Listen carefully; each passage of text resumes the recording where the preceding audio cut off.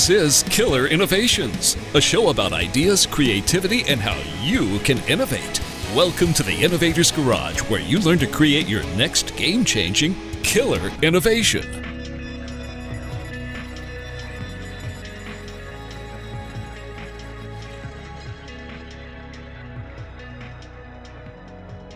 Welcome to Killer Innovations. This is your host, Phil McKinney. We are in the mobile studio here at Consumer Electronics Show 2020. One of the benefits of coming to a show like this is you get to run into all of your old contacts and friends that have been involved in the industry for quite some time, and in some cases move and change companies. I jokingly say that the same people have been coming here for years or even decades. All we do is just change the logo on our business cards, periodically.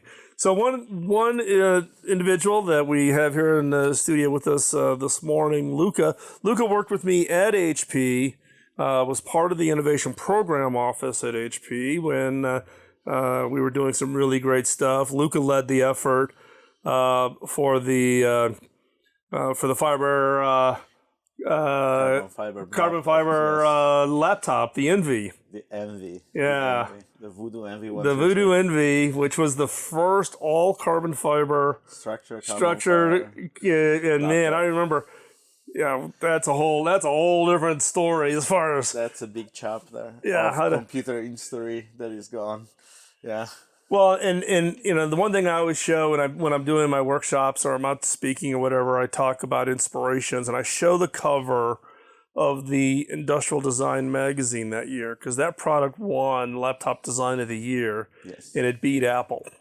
Yes. And it was one of the first times anybody knocked Apple off the front page of the Industrial Design magazine, and it was a project that Wired product of the year, 10 innovation of the year. Yeah, is that. And in fact, I still have two. Me too. Yeah, I think everybody who has ever had one, and I still get emails from people wanting to know where to get one, or even need to see one. It's like turning into this collector's item. So, Luca, you're now at XPG. You were at Razer. Yes. So right? I stayed in gaming after you put me in gaming. Yeah. The gaming business unit reported to me at HP, and Luca, when we did the Voodoo acquisition, and we had products like Blackbird, and then the Voodoo Envy laptop, and. So at the beginning, I remember we were discussing about getting into gaming. We thought, there's this category. We think we may get to potentially a $5 billion business. Now it's a $300 billion business 10 years later, right? So how things change in a short time frame. So you went to Razer, and Razer was a big name. They kind of stepped into the fold of being trying to aim for the high end piece. Yes. But now, and Razer kind of got to a certain level, right? Yes. So at Razer, I was actually leading mainly all of the VR and AR effort. That's right. You did all the goggles and all that. The huge ecosystem story called OSVR, Open Source Virtual Reality, the vertical and horizontal VR story, and eventually all confluted into larger ecosystem today that VR is expanding onto. And then eventually I decided to, after wrapping that up and working on a lot of the award-winning products over there, I decided to go to a new venture, which is called XPG. Right. From a memory company called ADATA. It's the second largest memory module assembler in the world. And they had a very interesting plan to push into gaming with an innovative aspect, and so I couldn't miss it. So they gave me, free innovation budget, and it's never free. It's never free, but at least for a certain time period to build a brand, right. they let me go free on my own.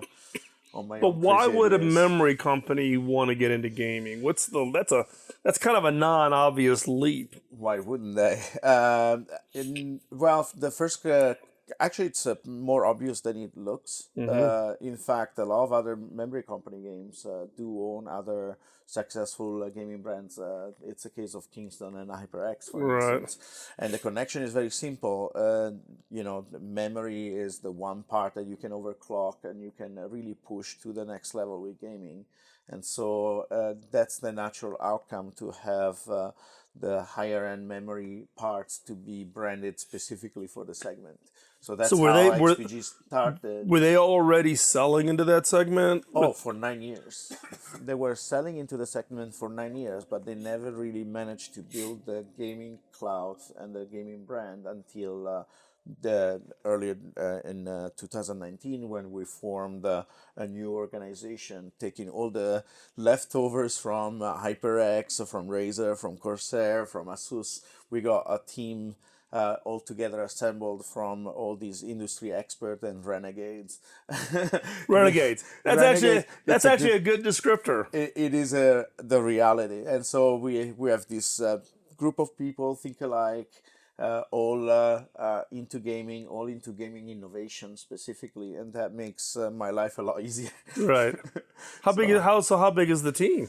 My team, I have 3 teams. I have product marketing, product management, and R&D. And my team overall is about almost 30 people. Okay. The overall organization, XPG branded uniquely, is maybe around 50 people. Okay. But then we have the extended organization, and so we go into the 100 plus the salespeople and so on and so forth. So it's still a relatively small and manageable organization, but it's growing fast. Well, it's like my advice: keep it small. Yes. Be nimble. Yes. Size doesn't equate wins on number of headcount. It's working for us right now. In less than 11 months, we managed to launch short of 20 products.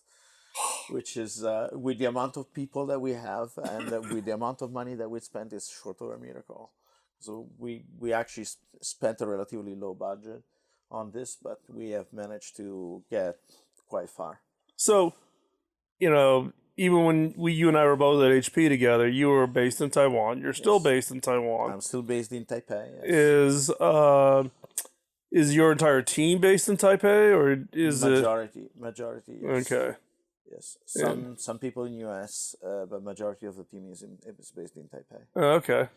Taipei is gaming central, so you see also when you manage to get to Computex, the CS equivalent, it's a large gaming country. Also, Asia, in terms of accepting gaming, has been a lot more receptive because of lifestyle acceptance of gaming is much deeper.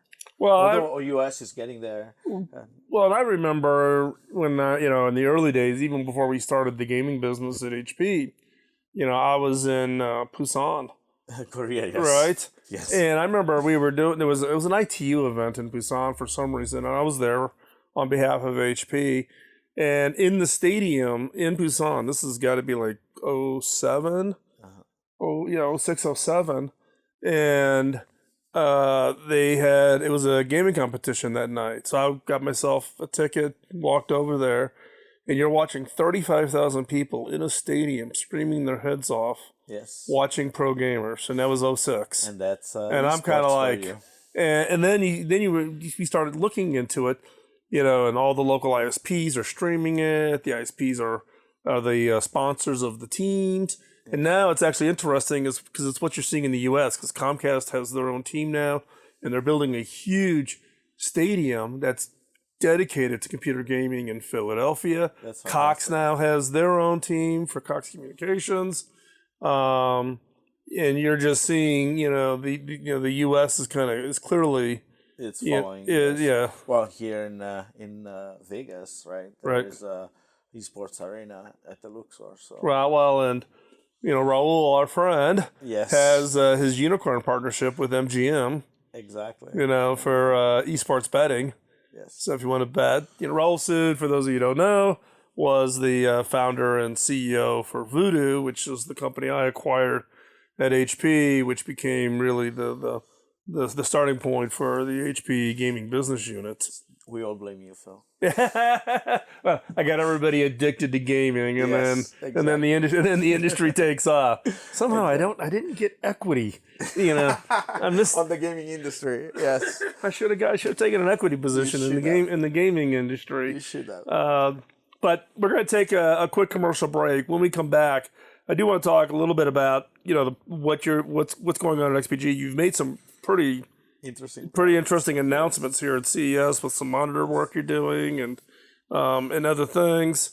So I want to talk about those, and then later in the show, I do want to talk a little bit about your experience specifically in Taiwan, because a lot of our listeners are starting off with really early stage ideas where they need, as you know, the challenge of how do I manufacture and scale. Absolutely. And you're probably one of the best experts I know as far as taking a napkin drawing and turning it into something that can scale, ship that puppy on a global basis. So we're gonna make sure we cover that topic. So don't go anywhere. You're gonna not want to miss the continuing conversations.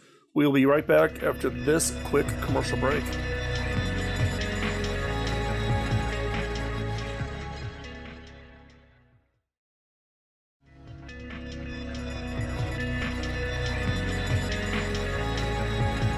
Welcome back. We're continuing our conversation here about the gaming industry. Yes. So, Luca, with XPG, you guys have made a boatload of announcements. Yes. Boatload of announcements leading up to the show, and then you've also made some ones here at Consumer Electronics. So, that's give us a rundown, because you're everything from monitors to... Yes. So the big announcement for us here at CES has been called The Invasion Has Begun.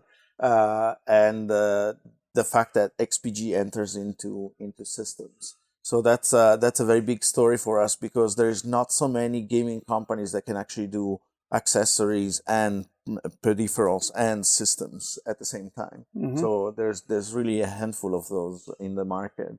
And so we announced a very nice gaming laptop. We announced in partnership with Intel. We worked on our version of the Nook, Ghost Canyon Nook. We're bringing this to market under the name of XPG Gaia, and we also decided to ship one of what I think it's one of the most innovative monitors in the market. So we thought about specifically the gaming market and how esports pro athletes or tech enthusiasts spend an enormous amount of hours in front of the monitor every day, and we thought that if you are spending 16 hours, 12 hours a day in front of a monitor, we really want to look into a way in which we're preserving your eyesight. So we partner up with an amazing little startup in US called Pixel Display, which is co-founded by one of the most amazing inventors ever, called David Wyatt, from the inventor of G-Sync and NVIDIA, Optimus, and other crazy cool things in the industry. And he came up with this idea of creating a very special type of LED that is patented as no blue LED. And essentially, this special LED has two very big properties. When you crank it all the way up, you get amazing amount of HDR strength and a full space color. But then when you fully turn on its own no blue properties, it blocks off the 440 to 460 nanometer spectrum, which is the harmful blue light, without impacting the rest of the color. So you don't need any filter. You actually get a better quality of image. You even normally with the color filters for filtering out the blue, not only you get the yellowish. Yeah, you can get that tone, yellowish brownish kind of. But also you reduce luminosity, because some just use a color filter. So the color filter adds a layer which will reduce the luminosity. Instead, for us, because you're shifting slightly the blue towards the green, and the human eye has better perception in the green space, actually the luminosity is perceived as higher, which is a very interesting phenomenon that happens. So it's kind of interesting because the announcement says blue. You still keep the blue color. You still without get the blue. Without the blue LED. Well, True. not without the blue LED in that specific spectrum. You still see some blue because because not all the wavelength is cancelled. Correct. Only the harmful, the specific lower harmful wavelength is the one Right. that gets locked out, and so that's a very interesting type of technology. How big is this display? It's just it's actually a 3-side bezel-less display, so it's Okay. the same size as any other display, with the difference that we actually have put a lot of thoughts into ergonomics. So we're also one of the very few programs that don't ship with a stand. We're actually shipping with an arm. Okay. That's something that we've been bringing to CES to see how much of a strong reaction we got in terms of oh, where's the stand.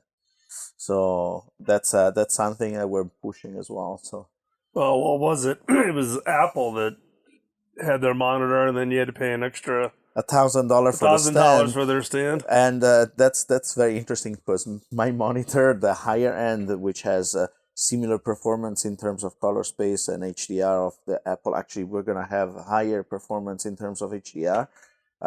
Will be within the cost of the stand. So Will be within the cost of the stand, that's correct. not the monitor. That's correct. Oh my gosh! And so, what else? You guys have done peripherals also, right? Yes, and so on the peripheral side, we have been bringing our innovation spearheading thinking cap, which is called the XPG Headshot. All our mice are named after shooting skills for FPS because we're a gaming company, and we have all these name conventions. We have chassis after StarCraft 2, just conveyors, and we have magic spells for keyboards. We have a lot of crazy things. But for the mouse, Headshot is an amazing story. That's really where we had free fun all around.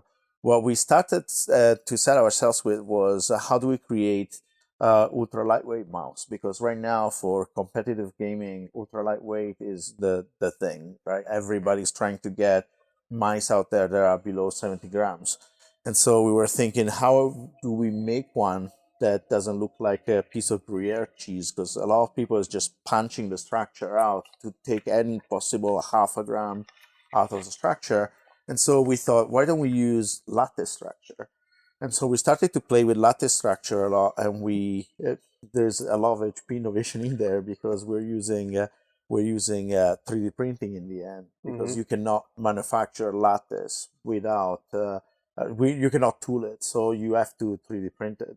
And so we got ourselves with a company that has this 500,000 pop printers using this special nylon-based thermoplastic material, ultra light, ultra resistant, but also very bendable. And we started to really play around with this, and one thing led to another. So now we're building a mouse that has auxetic capabilities. We call it 4D printing, after an MIT talk that was given in TEDx talk, I think in 2015 or 16. So the auxetic structure of 4D printing essentially gives the capability to the structure itself to mold itself to specific convenient conditions, and when pressed and in special points. And so you have this very nice structure all built into one place. So we actually mechanically don't manufacture, don't have to assemble anything. We just print the whole structure of the mouse in one go. Then we just open it, put the board inside, close it, test it, pack it, and ship it. Really? So, yes, it's fantastic. It's a very interesting process because you can control tolerances better, and you can also make sure to have a very, very tight design that serves the purpose, right? Oh, wow. Perfect. We're going to take another quick break. When we come back, we'll continue on this conversation about this, but also we are eventually going to get to the conversation, pick Luca's brain here a little bit on the challenges of going from napkin design to product, using his decades of experience of leading those efforts, working with the manufacturers overseas. So don't go anywhere. We'll be right back after this quick break.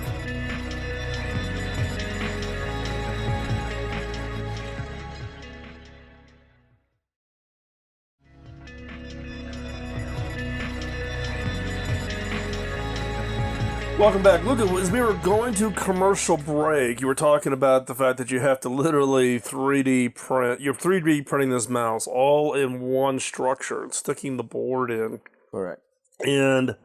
And therefore you test it and package it. Well, a couple of questions. One is scalability, right? Volume. And then secondarily is do you customize the mice? Is it manufactured for, because typically mice today, as we all know, there's kind of a universal set of hand-shaped size, and so you kind of get the equivalent of a small, medium, and large in mice. But what you're talking about now, since you have to 3D print it, anyways, it's customizable. Yes, customizable.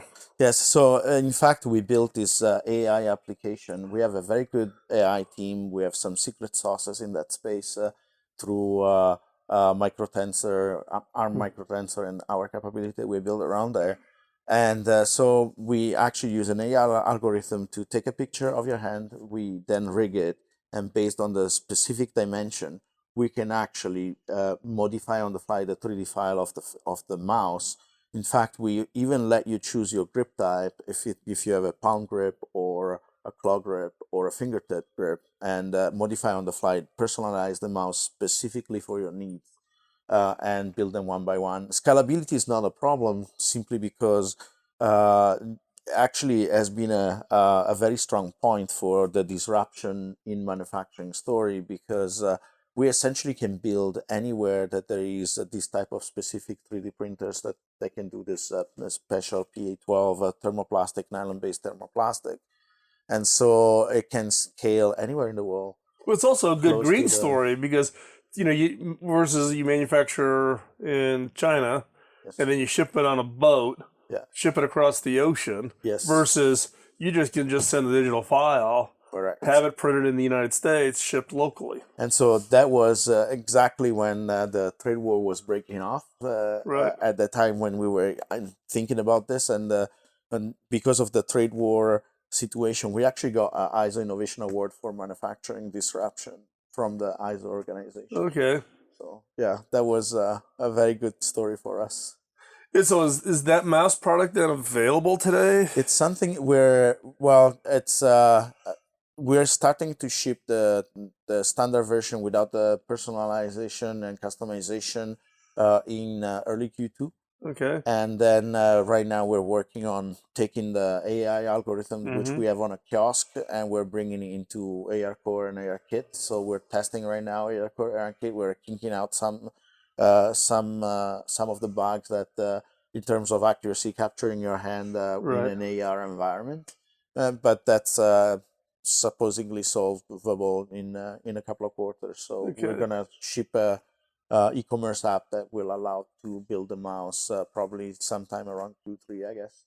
So then the ultimate objective for this mouse is you were in the challenges of how do you create a lightweight mouse. That's correct. Right. So what's the weight on this particular mouse then? It varies around 60 to 69. So we did achieve the idea that we were set to do. So yeah, excellent. Excellent.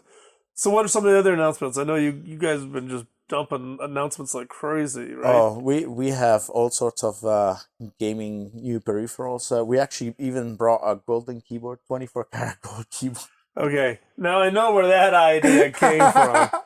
You know. We actually at HP in the gaming business unit.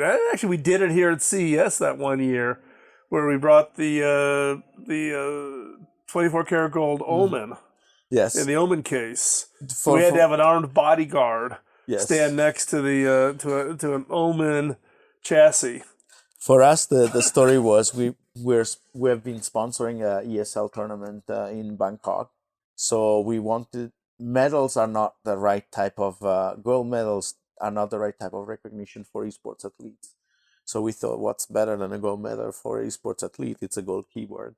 So that's of course the inspiration came from the gold Omen, but we thought that was a fitting story. So I'm trying to we remember. brought It that. was that case was like $40,000 or $50,000 in Our gold leaf. keyboard is at 10,000. Yeah, so it was like $40,000 or $50,000 of gold leaf on that keyboard or on that that case. Yeah.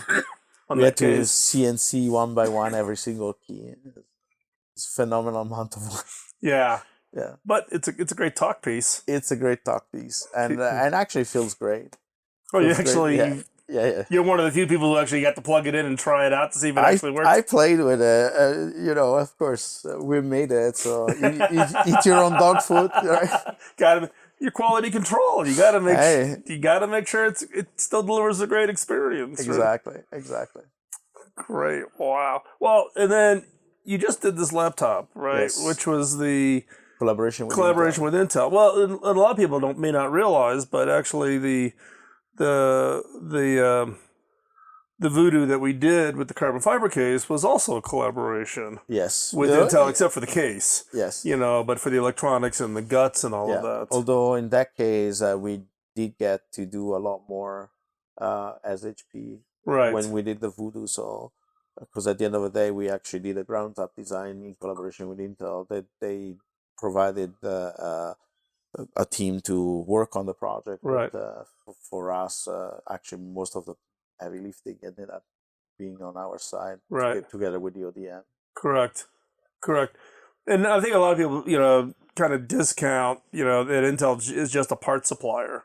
Yes. But they've actually got some really great teams that work on these concept products, and their strategy is to find interesting companies that they can inspire each other. Yes, and really push the envelopes. So for us, they really accelerated our plan to get into systems of 3 years. Yeah. Because eventually, when you're getting into a new market, it takes time to build not only the market acceptance, but also RMA services and all the parts that are behind the reverse supply chain for some of you. Exactly. And so, that takes time. And so accelerating the product and getting us a product that was easier to manufacture for us, that really helped us to accelerate all of that. Right. So 3 years from now, instead of being still on the grounds up and still trying to sort things out, we're going to be already nested into the market, and that's going to accelerate us.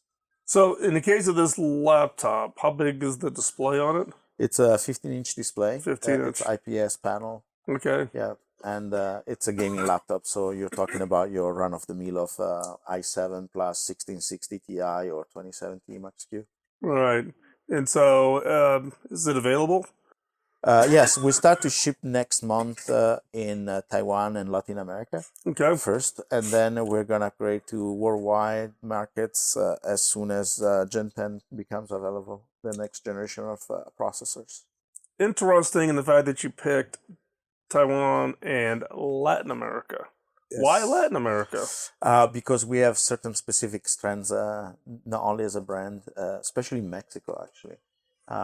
We have a very strong team in Mexico, and also in terms of being a key market for us to monitor things. Oh, really? Yes. So it's almost like a, trial for the U.S. market. Field trial, or yes. What we used to refer to as lighthouse. Yeah. First one out of the gate. It also the most complicated part of the supply chain to ship to Latin America from Asia, because you in certain cases you need to cross the U.S.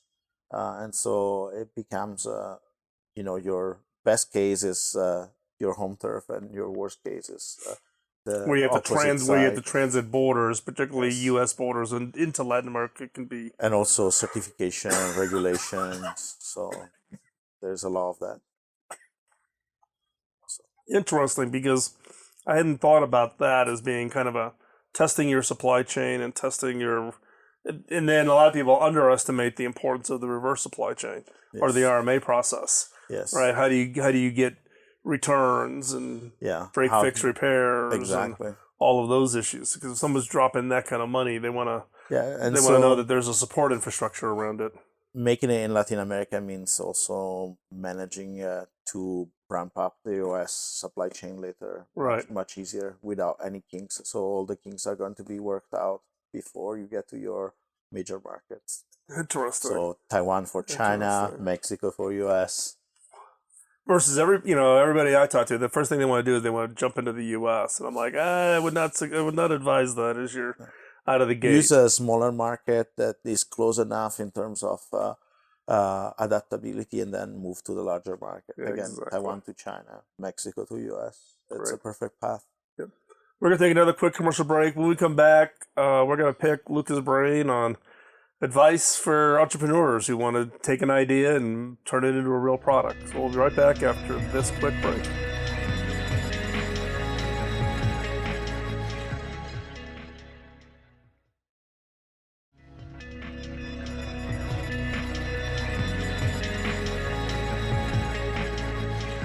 Welcome back. So, hey, John, in addition, we started off the show talking about what all's going on with the Zigbee, with the big announcement that you've got now Apple, Google, and Amazon as part of it. But Zigbee's been doing a lot of other stuff, and you've been spinning out other organizations and, aligning like with OCF on the one model, those kinds. So give us kind of that encompassing work that you're leading there as the chairman. Part of what we are dealing with today is, are we Zigbee the technology or Zigbee the alliance? So foreshadow there, we may be changing the name potentially, and I kind of like the alliance because we're starting to pull in other entities. We facilitated this through something called Hive, and we reach out to executives in large organizations around the world and say, are you willing to come and sit down with us for a couple of days and let's talk about what are your issues, what are your constraints, where do you want to go, and can we as an industry put our differences aside and make some decisions that we work together. And this is kind of what drove some of these other recent announcements. But you mentioned OCF. We spawned out one common data model, for example. If we all worked from the common dictionary, does that make things easier? Absolutely. We have an organization that I think I would love to say we spun that one out, which is the IOXT, focused on security. Can we get to a common security that everyone can agree to, so that individual companies, startups, they don't have to worry about, well, I got to solve the security problem. I got to figure out all these different cloud-to-cloud models. And it's not a value add. Why would you spend your R&D spend to try to recreate something that other people have already developed and proven? Yeah. So we've been kind of planning this vision for, I would say, 8 to 10 years. The board of directors actively said, we are going to remove manufacturer-specific protocols. And when we consolidated profiles, you had a commercial building profile, a health profile, a home automation profile. We said, let's just make that one common protocol. And then we were able to separate the application stack from that, which could go over other protocols, which enabled additional freedom. So what we are seeing now is the fact that giving people flexibility from commonality. So yes, okay, we're not innovating a brand new spec, but that's not where we want to see people spend their energy. We want to see people spend their energy on the experience, the user interface, kind of the human aspect of it. Right. So if we standardize the technology, we want to enable that through these programs and getting these larger companies involved to say, we support that. That's where Work with All Hubs came from with Amazon. This is the new chip program that you see with the big three today with Zigbee. And can't really tell you what we're talking about over the next 6 to 8 months, but there's some really big changes coming, hopefully within commercial building, which is a much, much larger scale. So I know there's things you can't talk about because of confidentiality, but let's take a leap forward and think 3 to 5 years from now. What do you see the industry's at? Are we at this tipping point where we're going to see this big consolidation of all these activities? Because if you go back 4 or 5 years ago, you and I had these conversations. You ended up with you had all these little groups, and then OCF was, they drew in 750 manufacturers built around Qualcomm or Intel chipsets. options. You've been involved in Zigbee forever. You became chair when 2008. you were at Kroger. Yep. You became chair, and there's been all these other groups, but now OCF kind of got Zigbee's there, and you're starting to see this consolidation. Do you think that over the next 3 to 5 years, you see that even becoming more aligned? Do you think that's the direction? So I would say the initiatives that we have announced to this past month, if we can't execute on those very quickly, the industry will continue to fragment. Right. And it'll be ecosystems, and we just will not see the acceleration that we all want to see. We will be successful because I know that these organizations are assigning full-time resources to it. This is how important it is to them, as well as our other member companies. I think 4 to 5 years is a little too far out. I would say 2 years. Oh, well. That we will see a lot more consolidation. Well, I think it's critical for the success because it's confusing for the manufacturers, it's confusing to the ISPs, and more importantly, it's confusing to the consumers. Getting everybody aligned. So, John, if people want to follow with what's going on, right? Because you've been over the last, 120 days, you've been cranking announcements like crazy. How do people keep up? Where's the best place if they want to track, the work that's going on with the work that you're doing over at Zigbee? So from a Zigbee perspective, zigbee.org, zigbee.org. I also post a lot of the stuff under my LinkedIn account, and I post a few things under my own personal webpage, jeoii.com. Great, and we'll have links for that in all of the show notes. So hop on over to Killer Innovations. We'll get you connected up, plugged in. You can track what John and what Zigbee's up to, and keep track of what's happening. And if you're out there and you've got a great idea for an IoT device, as John said, we'll also make sure the connection's there to his company that he's with, so that you can kind of see what they do, and maybe there's a partnering opportunity if you've got some really great device out there that you think you uniquely got and you think can be a big win. And I would not underestimate finding the right partner is absolutely critical for these spaces. Absolutely. For the success. And John, I want to thank you for taking the time. I know it's a busy show for you. You guys are out there really having a great message and having great success. Congratulations on all the announcements. Thank you. But I also want to thank you for taking the time to stop by the mobile studio here in Las Vegas for this year's Consumer Electronics Show. It's always a pleasure. I enjoy doing it, and we got to get together a bit more often and cover over Skyline. Yeah, we have to go to Cincinnati. John and I are both from Cincinnati, and go and get our fill of Skyline chili. For those of you familiar with the uniqueness of the Cincinnati chili experience. So with that, we're going to wrap up this week's show. Thank you for taking the time for listening to Killer Innovations, and we will be here next week. Talk to you soon. Bye-bye.